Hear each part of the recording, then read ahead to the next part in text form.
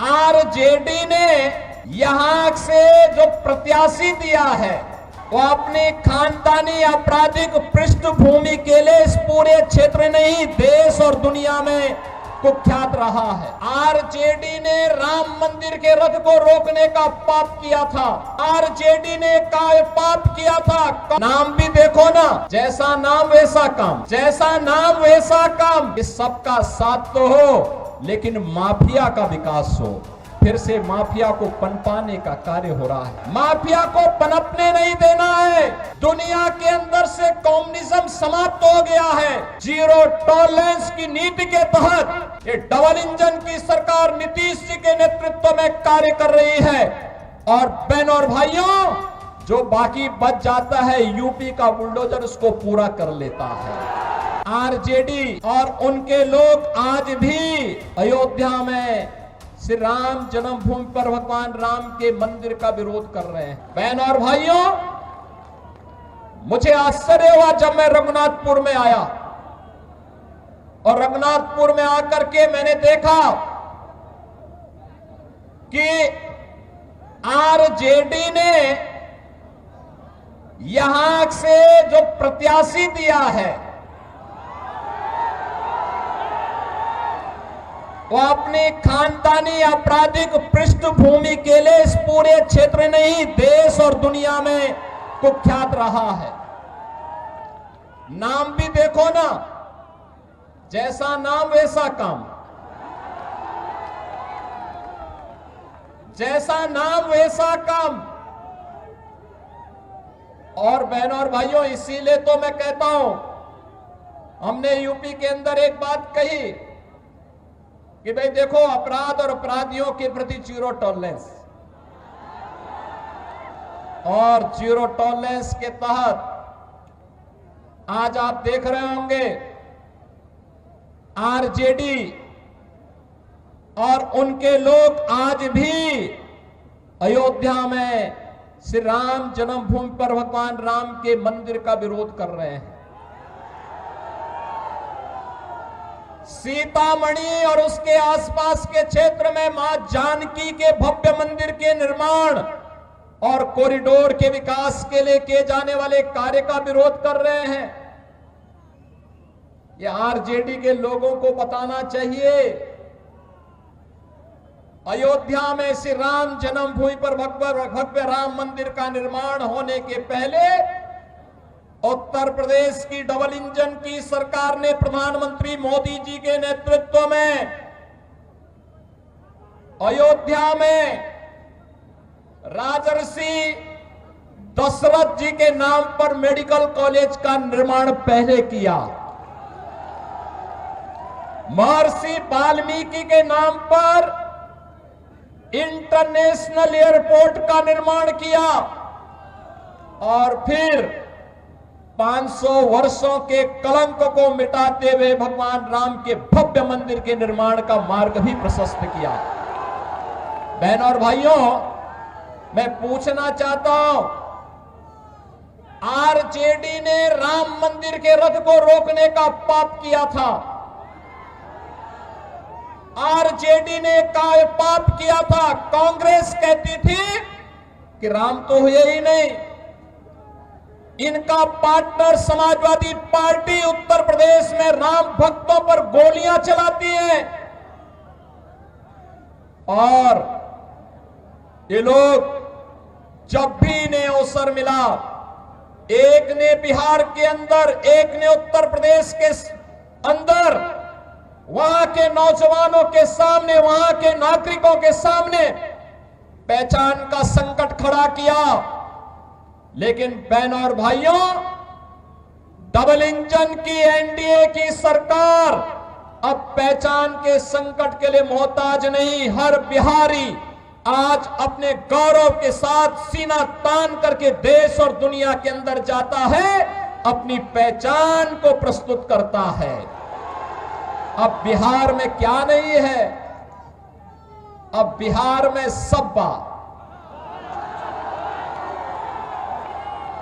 अच्छी सड़कें हैं और हम लोगों ने 6,100 करोड़ रुपए की लागत से अयोध्या धाम को सीधे सीतामढ़ी से जोड़ने के लिए राम जानकी मार्ग के निर्माण के काम को भी युद्ध स्तर पर आगे बढ़ाया है। आज बिहार में एयरपोर्ट है, मेडिकल कॉलेजेज हैं, इंजीनियरिंग कॉलेजेज हैं, और आज बिहार में पलायन नहीं, आज यहां पर प्रगति के नए नए प्रतिमान स्थापित करने की दिशा में बिहार आगे बढ़ा है। गरीब कल्याणकारी योजनाओं का लाभ गरीबों को मिल रहा है। अराजकता पैदा करने वालों के खिलाफ जीरो टॉलरेंस की नीति के तहत ये डबल इंजन की सरकार नीतीश जी के नेतृत्व में कार्य कर रही है। और बहनों और भाइयों, जो बाकी बच जाता है यूपी का बुलडोजर उसको पूरा कर लेता है। और मैं तो आप सबसे यही कहने के लिए आया हूं, एनडीए यहां पर सभी नेताओं ने प्रधानमंत्री मोदी जी के नेतृत्व में, उनके मार्गदर्शन में, नीतीश जी के नेतृत्व में यहां पे हमारे जितने भी अन्य सहयोगी दल हैं, लोक जनशक्ति पार्टी है, चिदम्बरम मांझी जी की पार्टी हम हैं, इन सभी ने मिलकर के तय किया है कि बिहार को अब जंगल राज की ओर नहीं जाने देना है, बल्कि बिहार के अंदर कर्पूरी ठाकुर, बाबू जगजीवन राम, डॉक्टर राजेंद्र प्रसाद जी और जयप्रकाश जी की विरासत को आगे बढ़ाते हुए एक जनराज के रूप में बिहार को आगे बढ़ा करके यहाँ की एक व्यक्ति की आवाज को सरकार तक पहुंचाने की सरकार फिर से यहाँ बनानी है। और एनडीए से एक बार फिर से मुद्दों के साथ, विरासत और विकास के मुद्दों के साथ आपके सामने है। बहनों भाइयों, सीमा में जंगल राज से मैदानी दीजिए। आपने देखा होगा कैसे बाबू के इसी सीमा में का काम हुआ, यही बात है। ये अपराधी फिर टीवी में होने वाला है। ये समाधि की लड़ाई में जैसे दलों से सौदा से साधा है कि वे किसी पेशेवर अपराधी और माफिया को ले लिया करते हैं, किसी और किसी औरंगजेब की दरबार में जाकर के जलावा पड़े। ये यहाँ किसी सच्चे भारतीय को शोभा नहीं देता है, ये नहीं देता है। तो उसी आगे के दिक्कत है जो गर्व से बता रहे हैं, वो है कि रामलला हम आएंगे, मंदिर वही बनाएंगे और बना करके दिखाई देते हैं। अब किसी को संदेह है अयोध्या में राम मंदिर के निर्माण में? किसी को संदेह है? ये लोग प्रश्न उठाते थे, कहते थे कैसे होगा? हमने कहा अयोध्या को सुंदरतम नगरी के रूप में स्थापित करेंगे। और आज आप देख रहे होंगे अयोध्या सुंदरतम नगरी के रूप में स्थापित हो गई ना? कोई संदेह है क्या? कोई संदेह है क्या? और उत्तर प्रदेश में इन माफियाओं के ऊपर कार्रवाई कैसे होती है आपने देख लिया है ना? ये डबल इंजन की सरकार ही कर सकती है, एनडीए की डबल इंजन की सरकार ही ये करेगी। इनकी प्रॉपर्टी को भी जब्त कर दिया जाता है, गरीबों के लिए आवास बनाए जाते हैं, गरीबों के लिए भी आवास बनाए जाते हैं।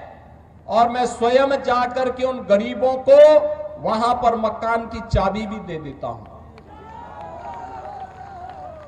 बहनों और भाइयों, पहली बार आपने देखा होगा देश के अंदर गरीब को उसका सही हक मिला है। हर गरीब को राशन की सुविधा, हर गरीब के पास उज्ज्वला योजना का कनेक्शन, हर गरीब के पास शौचालय की व्यवस्था, हर गरीब के पास 5 लाख रुपए की आयुष्मान भारत की सुविधा। और बिहार में तो डबल इंजन की सरकार ने एक भी और भी कुछ काम किए। हर माता के खाते में अभी नगद धनराशि देकर के उन्हें स्वावलंबन के पथ पर अग्रसर करने का एक नया कार्य और प्रारंभ हो गया है। आप मुझे बताओ, ये मोदी जी के मार्गदर्शन में और नीतीश जी के नेतृत्व में बिहार के अंदर आज ये सभी कार्य युद्ध स्तर पर आगे बढ़ रहे हैं। ये कार्य हो रहे हैं। ये कार्य तभी होते हैं जब नारा होता है सबका साथ और सबके विकास का। ये कार्य हो रहे हैं। ये कार्य तभी होते हैं जब नारा होता है सबका साथ और सबके विकास का। और इससे पहले 2005 के पहले क्या होता था? सबका साथ लेकिन परिवार का विकास, एक परिवार का विकास होता था। अब उस परिवार के विकास को भी पीछे छोड़ करके फिर से ये लोग दोहराना चाहते हैं कि सबका साथ तो हो लेकिन माफिया का विकास हो। फिर से माफिया को पनपाने का कार्य हो रहा है। बहनों और भाइयों, माफिया को पनपने नहीं देना है। माफिया को पनपने नहीं देना है।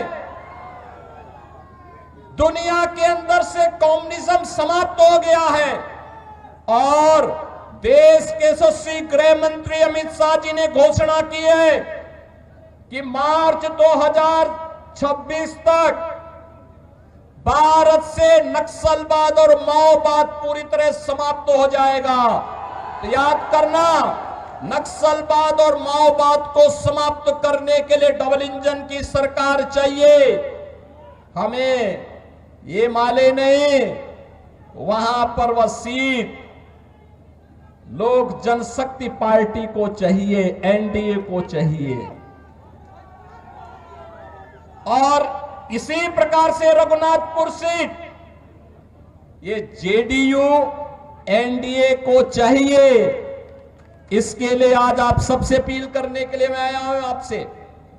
बहनों और भाइयों, हमें अपराधी नहीं, हमें माफिया नहीं, हमें गांव, गरीब, किसान, नौजवान, महिलाओं और विकास के कार्यों को प्रभावी ढंग से आगे बढ़ाने वाला जनप्रतिनिधि चाहिए।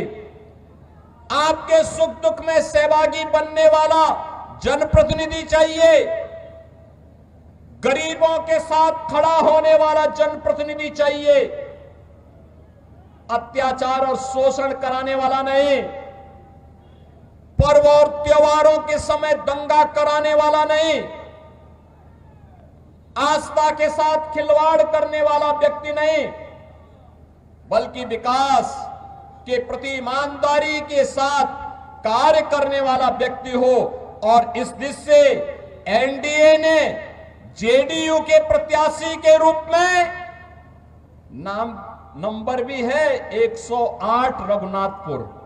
108 तो भारत का सनातन धर्म का शुभ अंक है और शुभ अंक में एनडीए ही आनी चाहिए। सहमत है ना? सहमत है ना? किसी अशुभ को मत आने देना, किसी ऐसे व्यक्ति को मत आने देना जो यहां के पहचान के सामने संकट खड़ा करे। तो विकास कुमार सिंह को रघुनाथपुर से